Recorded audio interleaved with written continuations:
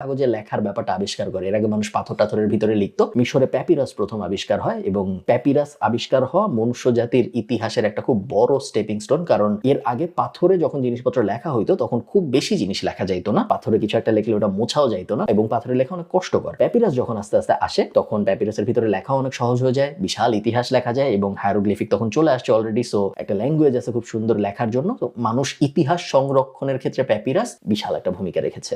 We have two cords, the green and the inner white one. In ancient times, they used the green for making hats, mats, baskets, sandals from those. Why? This green cover, it's very flexible and also is very strong. Sir, can you cut? Try to pull. Come on, show me your muscles. We just use this inner part for very making strong. paper. So we cut it in fine slices like that. These slices have a lot of water,